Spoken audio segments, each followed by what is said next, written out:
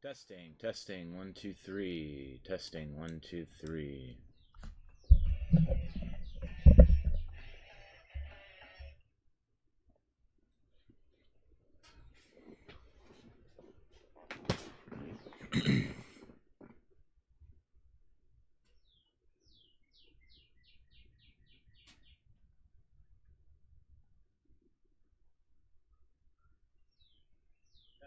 Testing, 1, 2, 3. Testing, 1, 2, 3.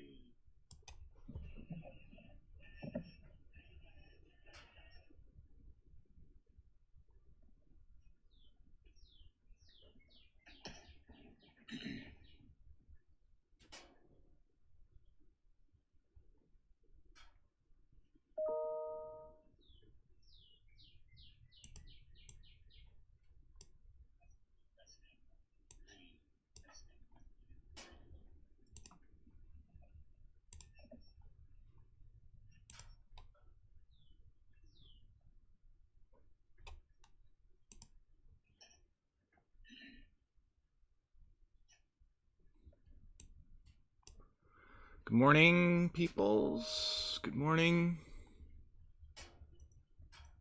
Okay, we're going to get started in 1 minute. Just making sure the audio is okay. Put Axure here. Put browser. There we go.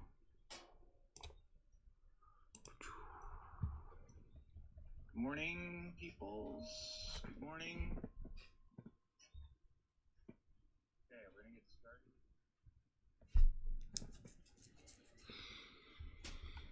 started. Get started in 1 minute.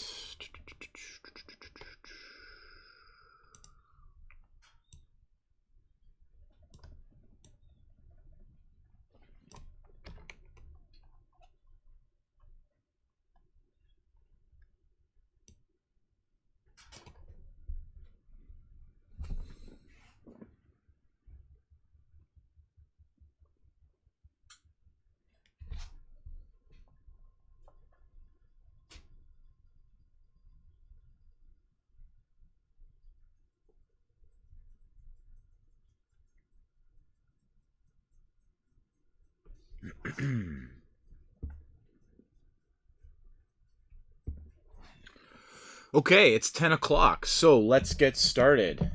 See, there's a few people on the stream. It's not quite as busy as yesterday's stream, but that's okay. You folks can get a little more direct access from me. Feel free to post any questions in the chat as I go along. I'll try and keep an eye on the chat, see if anyone has any questions or needs anything clarified. Let's see what's going on with this. Axure is not updating. Let's see here. I'm gonna have to probably change this one really quick. Yeah, let me just redo this one because I need to. Oh, window capture. There we go. Okay, I'm gonna rename this to Axure. Whoops. I'm gonna get rid of this one. Delete. And okay, so we are ready to get going. Let's do a demo on Axure and how to create sophisticated, high fidelity prototypes using this amazing tool. So I really love Axure. It's been one of my favorite tools to use as a prototyper and as a UX designer. I've used it for ever since I started in the field. I first learned about it and learned how to use it while I was at CIBC working as a UX designer there. And I just, as soon as I jumped in, I saw the potential in the tool, and I've loved it a ton ever since. So what I'm going to do is I'm going to take you through the basics of Axure and just what it can do for you. And I'm going to take you through some of the more advanced things, especially dealing with events and event handlers can be somewhat confusing or just a little bit difficult for some people who don't have a background in programming to get a handle on. Okay, so the main difference of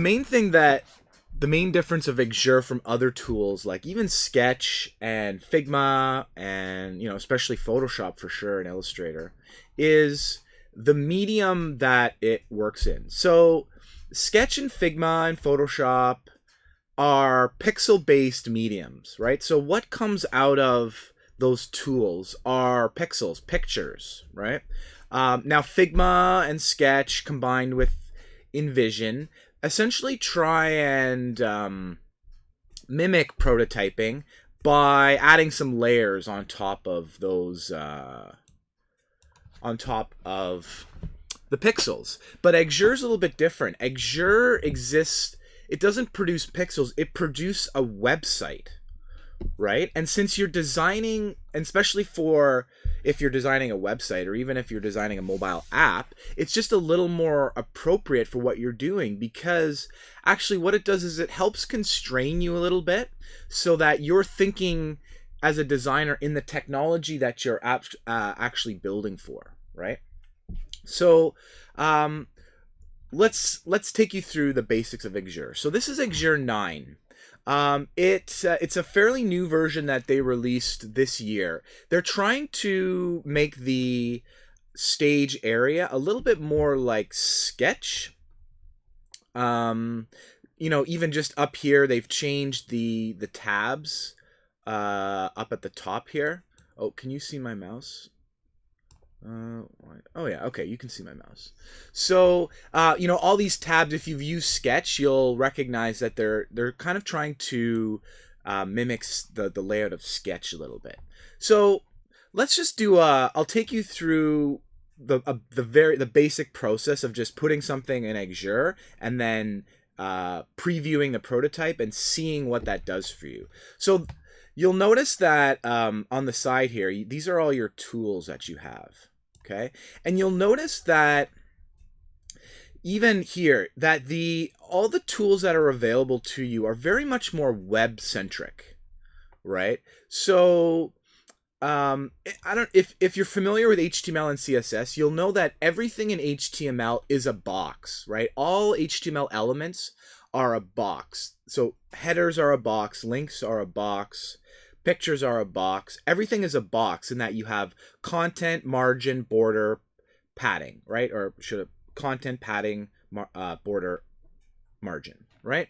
So you'll notice that a lot of these tools are more web-centric. Like instead of having text, right, like we have in Sketch or Figma, we have heading 1, heading 2, heading 3. So already we're thinking a little more web-centric, right?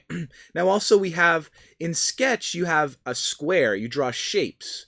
In Axure, they're called boxes. And I think it's to be a little more web-centric. So let's just do the very simple thing, which is just drag a box onto our stage in Axure, okay? So now you can see on the right, you have all your properties that are essentially they're CSS properties that are available to you. Now with Axure, a lot of the objects, you don't need an additional text layer on top. The objects come built in and you can put text in. So for example, we could put inside this, I just double clicked on this box, is you could put inside here, this is a box. Right? And then we can do some things here. We can set the style. So we can set the text style to be whatever we'd like. Let's use Lato. And maybe, we can pick different weightings. We can pick different sizing, 25, for example. Then we can do different properties change different properties of the box itself. We could look at different fill colors. We can look at border colors, right? We can change that, change the thickness. Let's make that 10 so we could see it. We can add shadows. We can change the border radius to be rounded if we want. We can increase or decrease padding, right? So that's typically how you're going to interact with objects in Axure. You're going to pull them from the side here, put them on, change some of the properties, and go. So before I get too far in the actual drawing part, let me explain how you actually render your design into a prototype. So one of the ways you can do that is just hit this preview button really quickly. And what you'll notice is I actually have to bring up a different window here. Actually, oh, I got to add it in. 1 second. Window capture. So I'm just going to.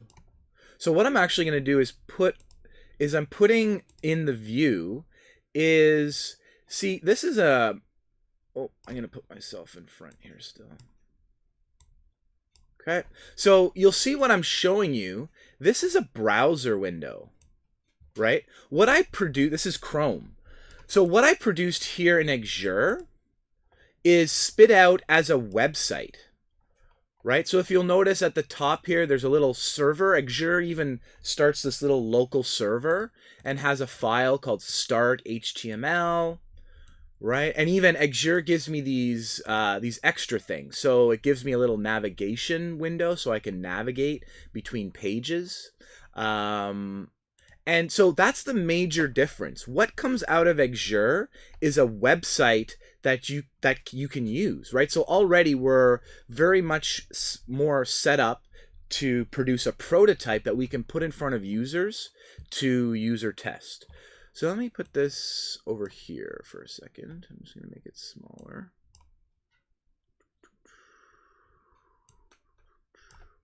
Let's see. And okay, so we're going to put this website up here. I'm just going to turn this off for now. Okay, and go back to Axure. Okay, so another thing that we want to know about in Axure are pages. So pages are the main way you sort of group your designs, right? So this is, let's call this, we could rename this and call it our home page. Okay, now let's create a new page. So I'm going to click this plus button and let's call this our second page or something. Second page, okay? And then let's put a header at the top here so we know what we're dealing with. So the gray part, that's when you're off the stage. This stuff here, beyond here is when you have elements that are hidden off the view, from the view. Sometimes you might use that. So I've done a mobile prototype where I had a drawer slide in, and so I started the drawer outside of this staging area so you can't see it, it's hidden. Okay, so I'm gonna change this heading. We'll just call this second page for now. Okay, and now I'm gonna preview again. So now you see how the prototype that we have here is now 2 pages. So I can go here in this little navigation area and I can navigate between page 1 and page 2. So maybe you might have a bunch of designs that aren't linked together that you want to send to a stakeholder. That's one way you could do that. It's sort of like Sketch Cloud, and Figma has this a little more integrated, like this kind of stuff about sharing. But this is how Axure does it. Okay, so we'll turn this one off again. Okay, so let's do a little bit of interactivity, right? So the main thing about Axure is that you can easily create interactive prototypes that not only look but function like the end product that you're going to be designing. Now, with Sketch and InVision and even Figma, really what you're limited to is static images that you can move, you can set hotspots on and move from image to image to image to image. Sometimes you can do transitions, you can simulate drawers and things, but you can't really do much in your design. You can't really use micro interactions. You can't have things, dynamic text that changes depending on user activity. And with Axure, all of that is possible. So the very first thing we're going to do is let's do a button and a link. We'll do kind of 2 ways to get to our next page. So we can let's try a button, and this is a link. So we'll make this, so let's say, we'll just change this, we'll make this our header, like, or our logo or something. Logo, right? And then maybe here, I'm going to change this label to second page. And this button too, I'm going to change to second page also, just double clicking second page. So what I want to do is when a user clicks on this, I want them to be taken to the second page. Okay, how do I do that? So the first thing is we click on the thing that we want to have an interaction associated with, okay? Then on the side here, up in this panel here, I'll make this a little bigger. You'll notice there's 3 tabs at the top. So style, interaction, notes. So click on interactions. This is where we create the interactions that happen when people interact with your website. So we're going to create a new interaction. Okay, and actually the way you do this changed quite a bit in version 9. So if you have experience with version 8, this might be a little bit of a different for you, but it's actually they've made it a little bit easier, I think. So we're going to create a new interaction, and these are all of the events that we're able to hook into in order to react to. So an event is something that happens on your website, and you can have user-generated events, or you can have system-generated events. So all of these things here, these are events that are generated by the user's mouse, right? So there are events like clicking and tapping. That's your most common one, obviously. Double-clicking, right-clicking, you can interact with that. Mouse button down, up, mouse move, right? Mouse exit, mouse enter, mouse hover, long click or long press. So these are in your browser. Your browser's always listening for these things from the mouse. And what we're doing with Axure is we're saying, okay, I want you to listen to these events. Whenever these events happen on these objects, I want you to do something. Right? Now you can also do things from the keyboard. So you can do key up and key down. Now these events are very useful when let's say you're building a login form and you want to do some micro interactions with the error messaging and stuff. You could do that. Key up, key down. There's also things that are sometimes user generated, sometimes system generated. So things like get focus or selected or moved. Sometimes, so an object might be moved by another script or something. Or maybe the user moves something by doing an action, but you can detect when those things happen and then do something for it. So what we're going to do here, we're going to do the simplest thing, which is when someone clicks on my link, I want to click.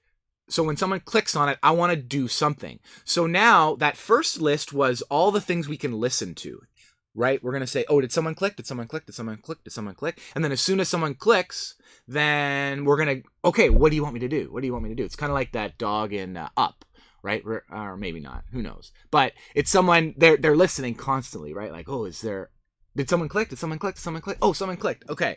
So now this is all the stuff you can do once that activity has been, once that action or interaction has been done. So once you've clicked, what can you do? Well, the simplest thing that we're going to do is we're going to open a new link, right? Or you can open a window or open a link in a frame. Then you can do things within your page. So you can show and hide things. You can set a panel state. So I'm going to spend about 10 minutes on dynamic panels after this initial state. But dynamic panels are little windows that you can put into your prototypes that have layers behind them, and you can switch the layers. So for example, you could use a dynamic panel to create a carousel. You know those carousels? I think they're kind of out of fashion now, but if you wanted to, you could. So you could have, let's say a box with images, and then every 3 seconds they slide over, or on if people click on things, they could slide over. You can do really sophisticated stuff like that. And actually, I use dynamic panels when I want to do mobile prototypes. And maybe I'll do a specific seminar on doing mobile prototypes, because it's a little bit different than doing desktop web. Okay, so some other things you can do is set text. So if someone clicks on a button, you could set the text of another object to be different. You could set an image. You could set something to be checked. You can select. So let's say you have a drop-down list. You can select something from that list. You could enable, disable something, move, rotate, set size, set opacity, set focus. These are things for repeaters. So repeaters are things that help you create lists of things that are different. So you can interact with that. And then you can set variable values. and you could wait, and you can fire other events. There's tons and tons of things you can do. So let's just do the simplest thing. We're going to open a link. And so now it's asking me, okay, we're going to open a link. Which link do you want to open? So it's giving me just my pages. You can also link to external sites too, which is really cool. You could integrate your prototype with real websites if you wanted to. So for now, I'm just going to pick second page, and I'm going to click OK. All right. So now, see this little lightning bolt that's on my object? I can zoom in here a little bit. I press Control and mouse wheel to zoom. And then spacebar and move. I can move my page around.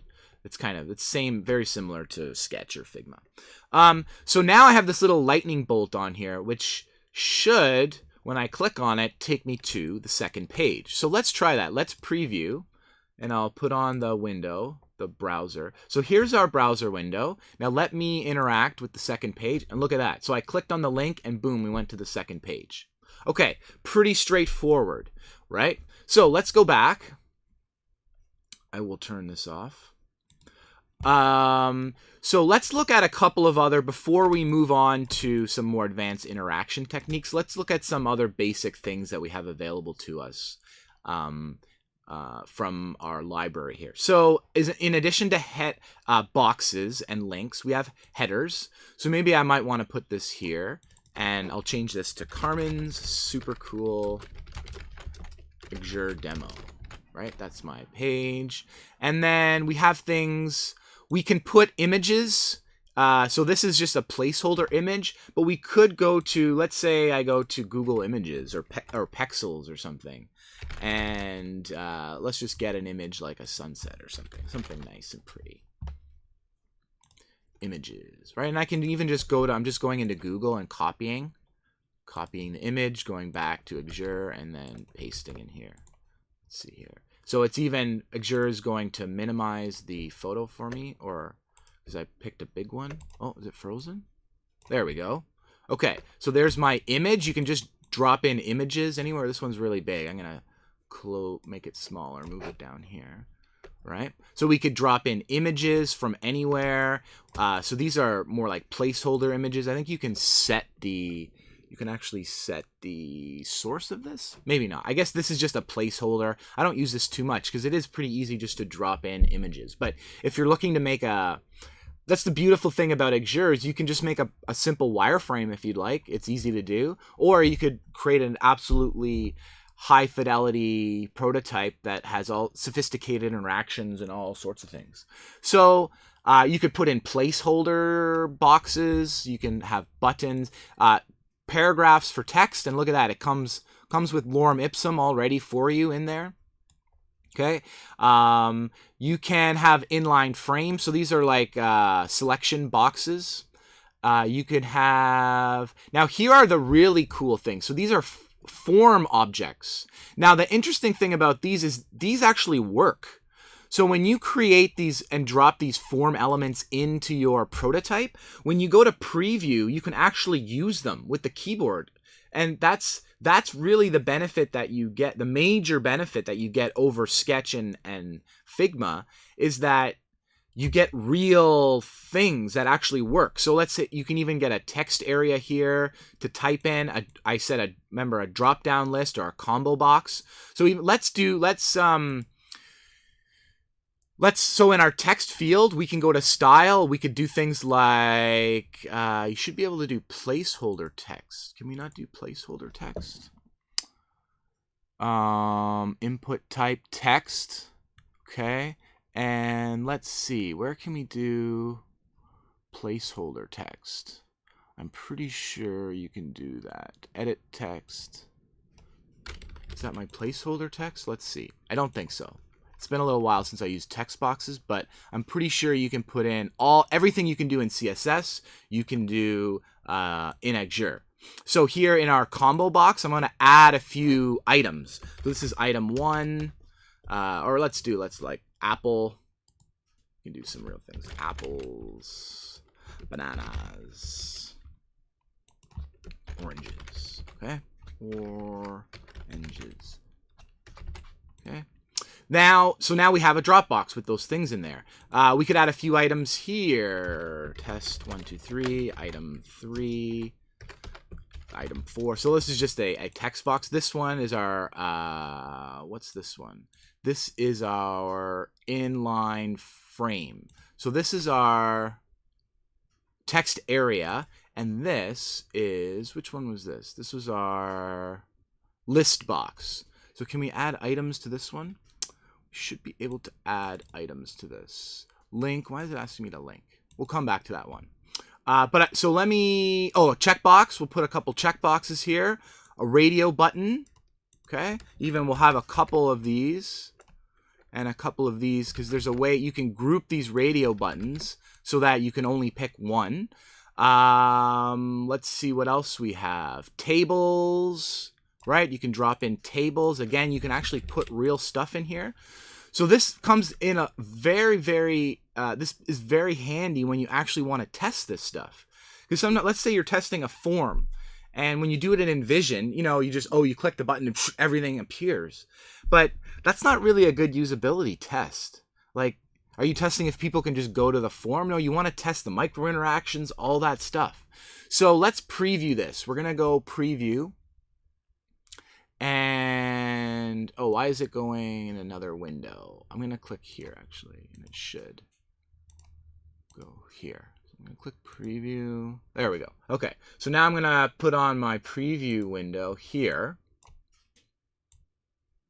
Okay, and I'm going to go down to all my text stuff. So here, this is my text area, right? I can actually put stuff in here, right? This is my, that list thing. I haven't figured out how to put items in there. We'll figure that out. This is my text field. This is a text field that you can put in forms, right? So I'm actually using it with putting text in. I can pick from this selector. I can actually check these check boxes. I can select these radio buttons, right? I haven't put them as part of a group yet, but you can group these and then you can only pick one. So you see how already you're starting to see how you can create prototypes that people can actually do things with, not just look at and tap and go from screen to screen to screen. You can really test to see if they can actually use your prototype. So, I want to show you now. So we've learned the basic elements that you can drop down onto a screen. We've learned how to do basic interactions. But now let's do something let's put a condition on an interaction, because that's where you can really give some intelligence to your prototype, right? So in programming, there's something called a conditional statement, right? If statements. And essentially, this is how you give your application intelligence, right? Is you allow it to do different things depending on certain states or conditions of your system, right? So for example, a condition for a login form would be only authenticate the user if they've entered in the correct username and the correct password, right? That's a conditional action. And then if the password is wrong, then deny entry, right? That's basically how a conditional statement works. So you can set those up in Axure. So for example, let's do a conditional statement on our text field, okay? So the other thing is I'm going to create some padding. So on the left, I'm going to create some more padding, okay, just to make our text field look a little better. And I'm going to increase the text size to 20. Okay. So here's what I'm going to do. I'm going to delete this text. I'm going to click on this text field, and I'm going to go into interactions, okay? And I want to do a new interaction. And what I want to do is I want to simulate, let's say, like a password rule. Let's say we want to make a rule where your password has to be 4 characters long, right, in order for it to be accepted. So actually, before we do that, I'm just going to put a little message down here. I'm going to put some text, a label. We'll put this right underneath we'll call this You know what? Let's do this on the second page, just so we can kind of be. I'm going to copy this. We're going to go to our second page. I'm going to paste this here. Let's call this label password. Okay? And then we're going to make another label down here. We'll call this error message for now. Or we won't call it. We'll put the text there. And what we're going to do, one thing I haven't showed you yet is objects can be named. And you should, if you're going to interact with objects, you should name them. So here I'm going to put text or label error message. Okay? So now I can refer to that. And I'm going to delete the text in here. Is that still going to give me? Yeah. So I have an empty label here now. Okay? So now what I'm going to do is I'm going to go into the text field and I'm going to create an interaction. Okay?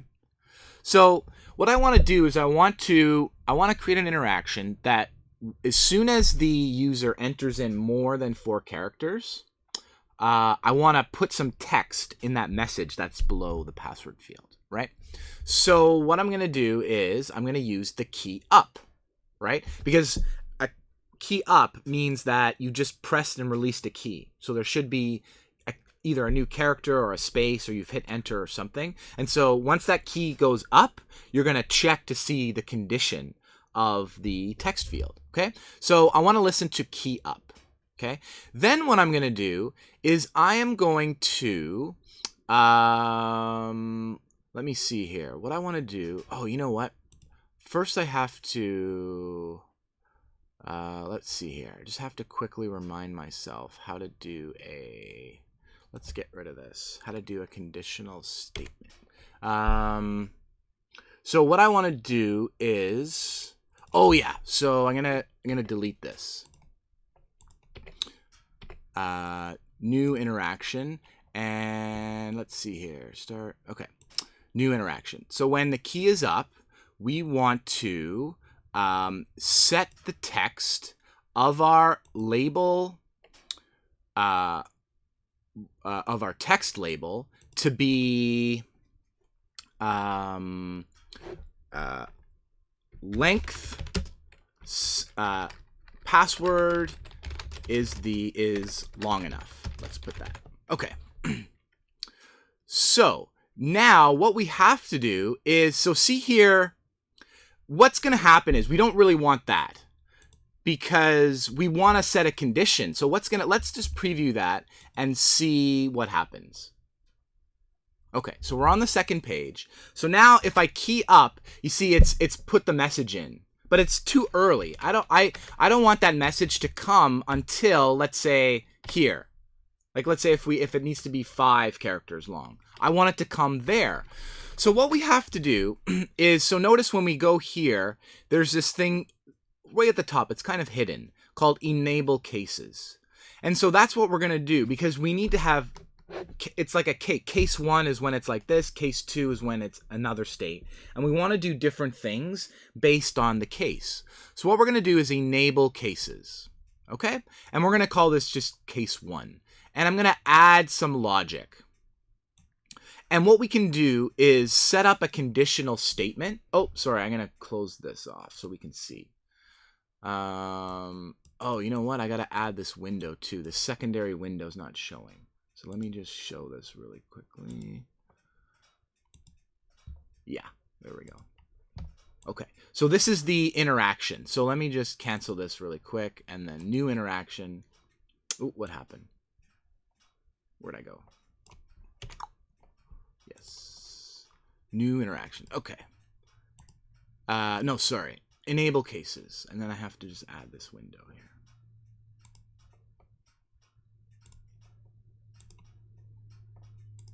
Okay, so here's my case window. So I'm going to add some logic. So what I want to do is I want to look at so these are all the things that we can get, right? The value, the value of a variable, length of a variable value, text on a widget, length of a widget value. That's what we want to do, really, because we want to, we want to look at the length of the value of inside the widget. Okay, and once that widget equals 5 or is greater than 5, we want to do something. So the other thing we need to do is, can I click underneath here? Okay, actually I have to cancel out of this. I'm just going to select OK for now. And let's delete this for a second. Maybe that'll come back. So what I have to do is, remember I said you need to label your objects. So this is what we need to label this because I need to refer to it. So I need to know, otherwise it's just going to say text field, and I won't be exactly sure which object I am referring to. So I'm going to call this text field password. Okay. And now I'm going to click here on this event has no action. Oh, what happened here? Key up. Something happened to my event. So I'm going to, oh, got deleted. Let's just create a new interaction. Oh, wait, what happened here? Key up, add one. Okay, we're going to set the text of label error message to be password is long enough. Okay. Select OK. And now we're going to enable cases. Okay. Can I put this back on? Will it show me? No. Okay. I'm going to show this. Window capture. Okay. So I'm going to add some logic to this. So what I'm going to say is text on widget. And I'm going to, so either I can pick this because that is that's the widget I've selected, or I could say text field password. So, and we're not going to say the text on widget because I don't want the actual text. Like I don't want it to be a certain text. I need to find the length, right? So that'll tell me how long. So let's change this back to password. And then we're going to change not equals because we want it is greater than, because we want 5, 6, 7, 8, 9 length passwords to work also. And then we're also going to select the value to be, let's set it to be 5. So length of widget password, that's our case. So what we're saying is if, and it's almost like an English sentence. Let me put myself back in here. Where are we? Oh, what happened? It's almost like an English sentence that you can read, right? If length of value of text field password is greater than 5, then set the label error message to password is long enough, right? As a human being, you could just follow that instruction, right? You don't need to know any code or anything. So let's test it out. Let's see if it works. So we're going to preview it. And I'm going to add this on. Nope. Window capture. Browser. Where's my browser? Sorry, I've lost track of some of this stuff. No. Oh, I see. I have 2 Axure ones. Okay. Window capture. There we go. Okay. So I'm going to preview. Okay, so we created a new thing. So now if I go here, 1, 2, 3, 4. Okay, it's not working. So let's figure this out. So we're going to go back to here. Oops, turn this off. And let's look here. If length of value is greater than 5, set text to. Okay, so why is this doing this in spite of text field is greater than? Let's try it again. Sometimes, So I'm going to look at my condition again. Okay, length of widget, text field password is greater than. So I wonder if maybe we can't do length of widget value. It should, length of variable value. It should work. Why isn't this working? Case 1, match all. If is greater than 5. Okay, let's do this. I'm going to do a little bit of debugging to figure out what's going on with this. So I'm going to put a header in here and call this debug header. Okay? And I'm going to go in here and say new interaction. And okay, so add a case. So we're just going to, what I want to do is value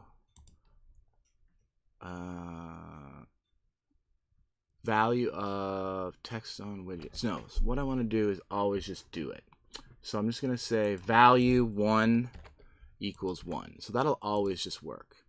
And then I'm going to put a new interaction for this. I'm going to set the text of my debug header to be equal to a function. So see, I clicked on that function, and what I'm going to do is add a local variable. So lvar equals the, oh, you can't do it. Text on a focus value of a variable. Select option. Add local variable is selected. Create local variables to insert widget variables above. Variables names must be alphanumerical. Select option. Oh yeah, okay. Value of variable, and the variable is going to be text on widget. Sorry, text on widget. We're gonna pick label error message, and text field password, and then we're going, the way you reference this variable down here is you go local variable 1 in the square brackets. So now it's going to refer to whatever you put in here. Then what I'm going to do is type dot length. So that's going to give me the length of this text on widget that comes from here, and it's going to basically spit that value out. Okay, so we're going to set the value, set text of debug header to lvar1. So let's see if that is working. So we're going to preview.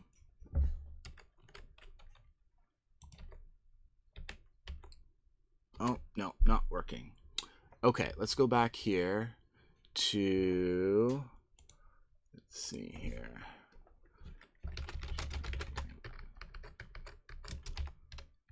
Length of string, okay.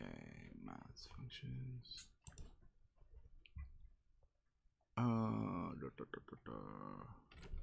Length. Just looking up the length function. Okay, I think I'm just missing brackets. So I'm going to go back in here and put brackets here. Let's see if that works.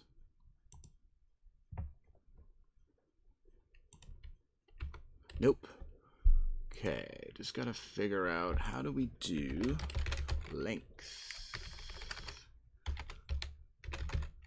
To precision length. String.length. It should work. Hello world, character length. Yep. So let's go back. Equals 1. Okay. Oh, sorry. Length in here. So debug header set to variable 1 equals text on widget past length. Okay, that should. Wonder if we have to put it on the inside. Should be on the outside, but let's do this. I don't think that's gonna work. Preview. Oh, there we go. Haha. So see, it always just takes, sometimes you can't remember everything on this, and just takes a little bit of exploration. Okay. So, oh, no, wait. Let's turn this back on. All right. So, oh, no, that's not the right one. I'm going to delete this. Yep. Add another window. Okay, so see here. So that heading 1 is the value now. Now, as soon as I put 1, so see it's gonna say 1, and then as I put 2, it's gonna replace the text with the value that I put in 3, 4. Okay, so it's working that as far as that. Like we have all that together. So let's go back in. I'm going to go back here, and we're going to figure out, whoops. We're going to figure out why our condition wasn't working. So let's go back to, I'm going to add this.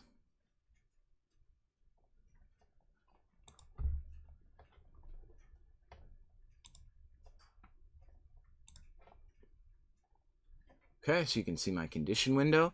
So let's see here. What's going on? So length of widget value.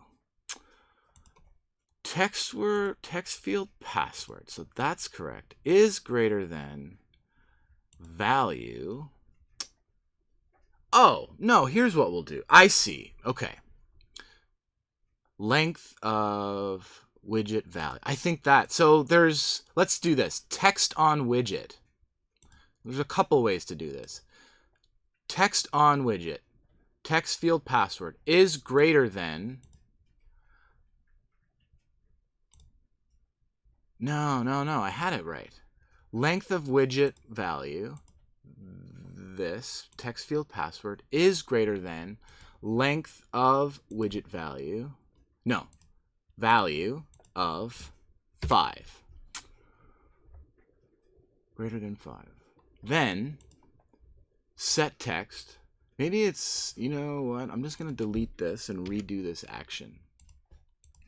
Just to make sure that it's set to label. Oh, error message is set text to password is the correct length. Okay. All right. So let's do it. Okay, so we have a working prototype. So let me turn this off. Okay, and put this on. Nope, this one. Okay, so I'm just going to refresh this. So see here, this heading here, this is just a debug window. We'll get rid of that. It was just to help us understand what was going on in the background. So now you'll see when I type 1, okay, no message appears. When I type 2, no message appears. When I type 3, 4, 5, no message appears. Because remember I said greater than 5, right? So 6, 7, 8 is going to do it. So see, as soon as I hit 6, boom, the message appears.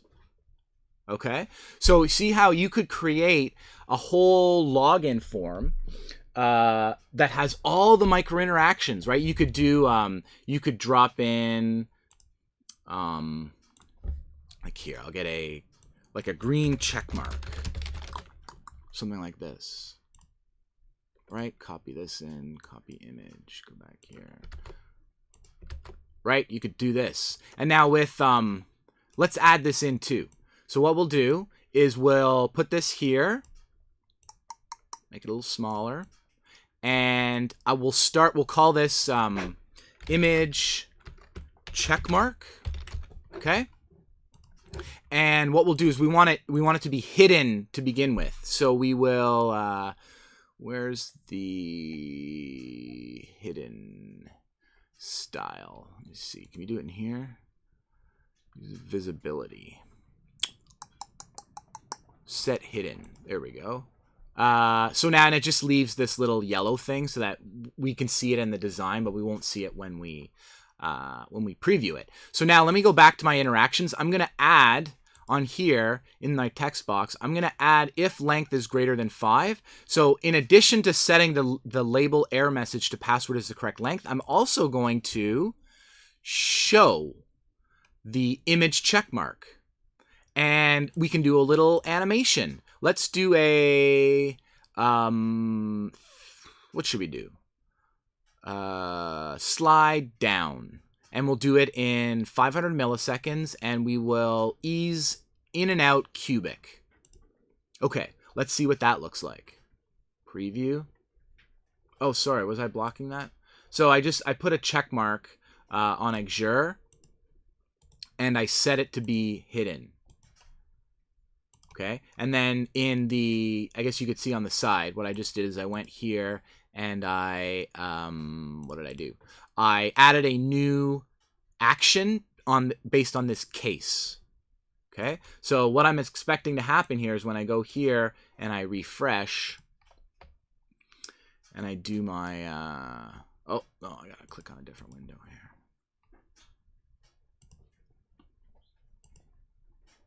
Okay. So now when I type here, 1, 2, 3, 4, 5, 6, boom, right? So you got all the micro interactions that you could do. You could do the whole everything, how it would exactly act. And I mean, that's really the type of usability testing you want to do. If you're going to have a complex form, you want to see, can people do it? Do they know? Is it getting annoying when they have to fill out all these things? Okay, so we have about 15 or 10 minutes left. And I've showed you how to do the conditional statements, how to hook into events, how to basically how to get started with really complex prototypes. So the next thing I want to show you before we end is I want to show you, so I'm going to create a third page here. Let me just turn this one off for now. So I'm going to create a third page. And in this page, we're gonna look at dynamic panels. So I just dragged a dynamic panel in here, and you know, you should label your things. DP, usually call it DP or dynamic panel. Let's call it test. Okay. Now, here's the thing about dynamic panels. Imagine that it's a window with multiple layers behind it. And what you can do is you can take those layers and put them in front and mix them around. And you can do a lot of different things with this. I use these panels in almost every prototype I do. So the way it works is you double click on your panel. And when you've double clicked, what it means is you've gone inside the panel now. So see how if I hit escape, let me put a header here, right? This is on our page. But if I click in, now I can't manipulate this stuff out here anymore. It's only, I've gone inside the dynamic panel. So what I'm going to do is I'm going to create, let's do a little photo carousel. So I'm going to, let's do another sunset image.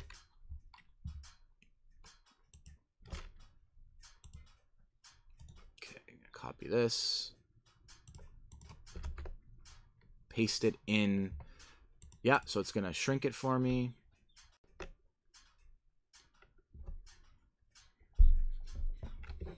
Okay, and I'm just going to shrink it down so that it goes within my dynamic panel.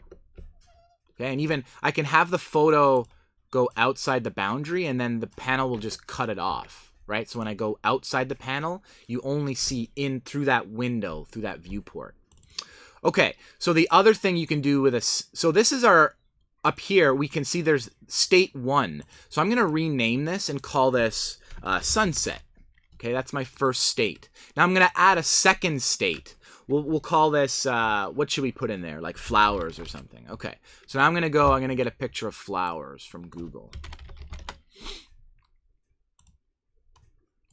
Okay, copy that. Go over here, paste in. Okay, it's going to shrink it for me.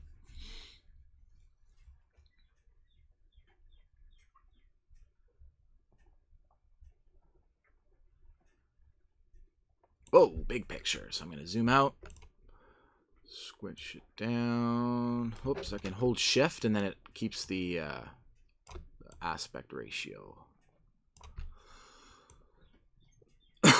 Okay, so now we have 2 states, right? So if I go out, see, it only shows the top state. Now if I go in, double click again, go inside, now I can pick between these states. Which one do I want to see? Let's add one more. So let's add waterfall. Be nice. Go over to Google Images, get a waterfall picture.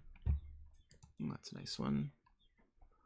Copy image, come back here. Oh, that's a little too small. Let's get a bigger one. Copy image. Okay, paste. Yes, shrink it down.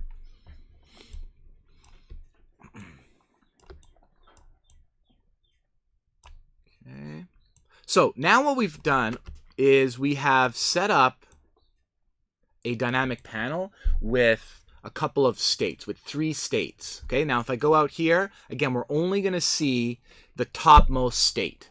Okay, So now let's put a button in, and we'll do this button. This will be our carousel moving button. Now you could do anything. We could go to icons, and you could Axure has bootstrap icons basically in it, so you could go and look up a chevron. Let's see what comes up with chevron. Whoops. Chevron, right? So you could have a chevron in here and work that, but let's just keep it simple, and we'll call this next pick. Okay? Because what we want this button to do is move the picture to the next picture. Okay, so now what we're going to do is we're going to add an event handler. So we go here, click on our button, click New Interaction, and for a button we want to click. Okay, when you click this button, we want to do something. So what we want to do is we want to set the panel state. So I'm going to click on the panel state, and because I've labeled my panel very nicely, I know which panel to pick. So I'm going to pick Dynamic Panel Test. And what I'm going to do is, instead of picking you can pick a specific state. Like you can say, okay, go to this state, go to flowers, go to waterfall. What I'm going to do is say, go next. Okay, so that's just going to go from state 1 to state 2 to state 3. Then also, I'm going to say wrap first to last. So what that's going to happen is when you get to state 3 or the last state, it's going to go to the first state again. Okay, and then I can do some super cool jQuery like animations, and I'm going to slide right in 500 milliseconds, and I'm going to ease out, in and out, cubic. Let's see what these more options are. Oh, you could even repeat every millisecond. You can push-pull widgets too, so when something comes in, it'll push widgets and things out of the way. That's a handy thing to have. Okay, so we've created our interaction. See, there's a little lightning bolt. I'm going to preview this again. Okay, and put this back on. Nope, this guy. So this is our preview. Let's go down here. So we have our button that says next pick. Okay, so let me click it. Woo! Right? Could play with this all day. So you see how, so this is just a simple kind of carousel example, but you can do, like, let's say you could have little, like, let's say cards or something that have information, and then instead of, like, let's say you have a logged in state versus a non-authenticated state. Well, what you could do is, instead of having the events,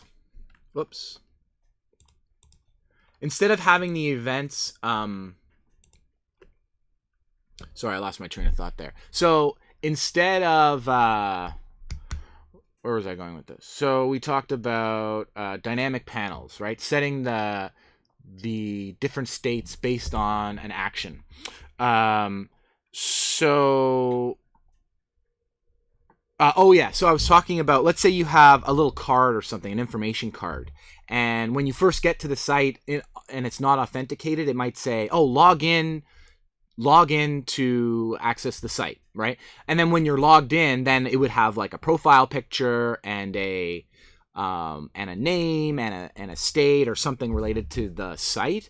Instead of doing an action and changing all the individual elements, like hiding or changing the text to logged in now or something, is you just have two states. You have one authenticated state and one unauthenticated state that you design both, and then when they quote log in or log in your prototype or simulate logging in, then you just switch the dynamic panel to the authenticated state, right?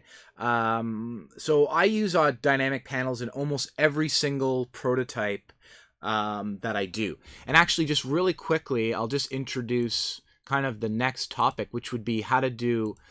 So I actually use dynamic panels to do mobile prototypes, because it doesn't really work with pages for mobile. So what I would do for a mobile prototype is, let's go back from icons. We're going to go to all libraries. get rid of chevron. Okay, and I'm going to put a dynamic panel here. So what I would do for a mobile app is I would have 3 dynamic panels, right? I'd have one panel here. That's going to be my header. It's going to be about that big. I'm going to have another dynamic panel.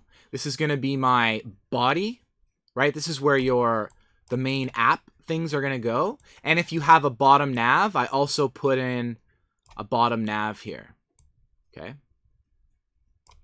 And what that essentially allows you to do, you can go in here and create your header, right? And then go in here, get out of that state. And then in here, you can have this is page 1. And we're going to add another state. Okay, I'm going to call this page 2.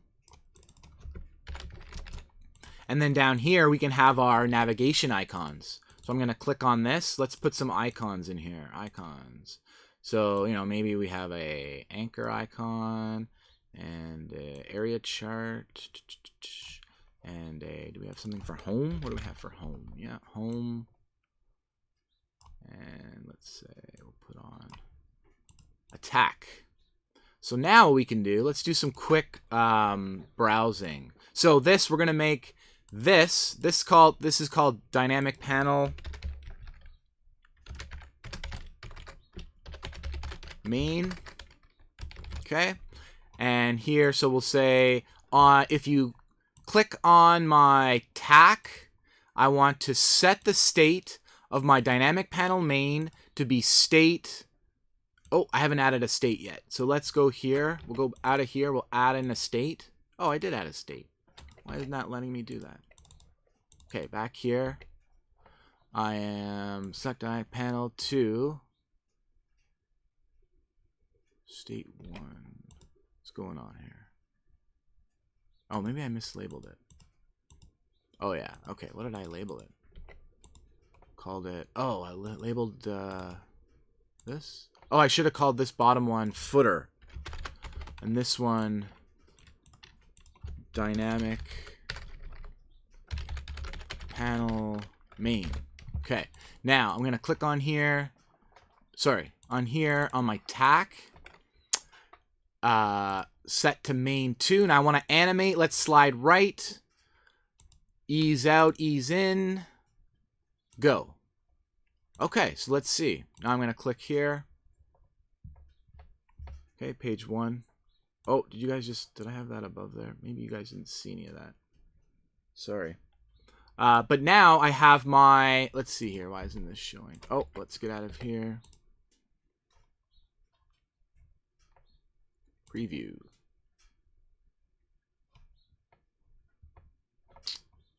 Why isn't that showing?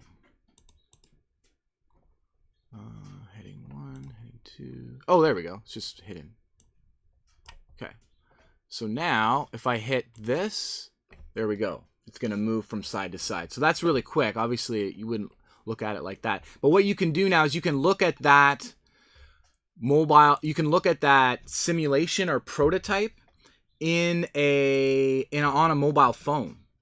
And I've done lots of usability testing using Axure like this to put on a mobile phone. Okay, so we've hit 11 o'clock. If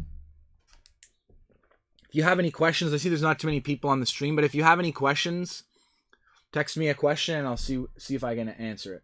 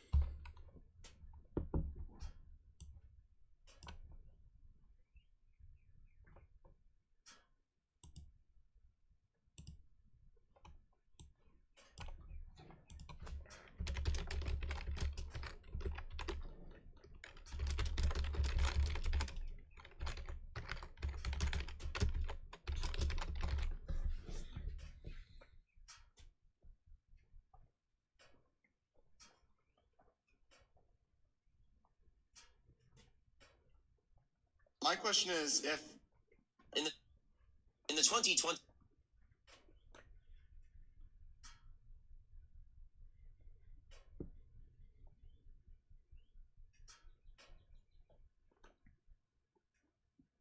race,